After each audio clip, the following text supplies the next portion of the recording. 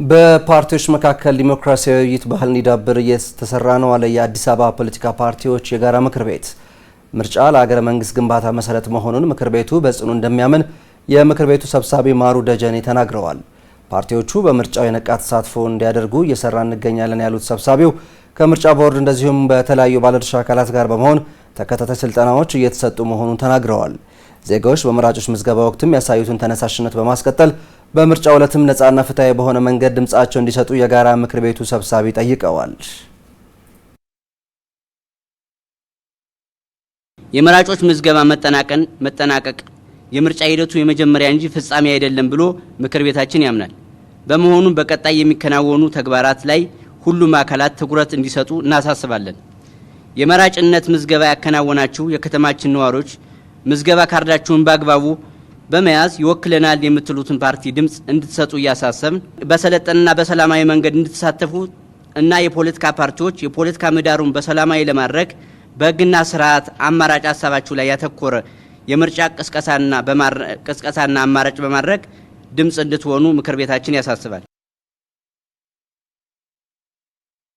የምክር ቤቱ ምክትል ሰብሳቢ ዘሪሁን ኮርሜ እንዳሉት ምክር ቤቱ በፖለቲካ ፓርቲዎች መካከል የውይይትና የዲሞክራሲ ባህል እንዲዳብር እየተሰራ ነው። የፖለቲካ ፓርቲዎች የጋራ ምክር ቤት መኖሩም ለጠንካራ ዲሞክራሲያዊ ምርጫ ያለው ሚና ከፍተኛ እንደሆነ ተናግረዋል።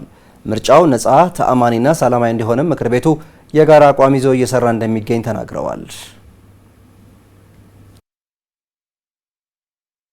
የጋራ መግባቢያ ምክክር በማድረግ በኢኮኖሚያዊ፣ ፖለቲካዊ፣ ማህበራዊ ጉዳዮች ላይ ውይይቶችን በማካሄድ የጋራ ተግባቦት በመፍጠር በብሔራዊ ሀገራዊ ጉዳዮች ላይ የጋራ አቋም በመያዝ መግለጫዎችንም ጭምር ሲሰጥ የነበረ ምክር ቤት ነው።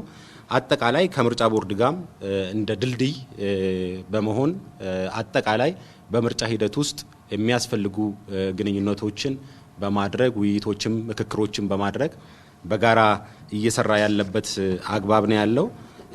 አጠቃላይ በምርጫ ሂደት ውስጥ ያሉ ሂደቶች ላይ አለመግባባቶች ሲፈጠሩ በውይይት በመፍታት የውይይት የምክክር የዲሞክራሲ ስርዓት ግንባታ ባህላችን እንዲዳብርም ምክር ቤቱ ኃላፊነቱን እየተወጣ ይገኛል።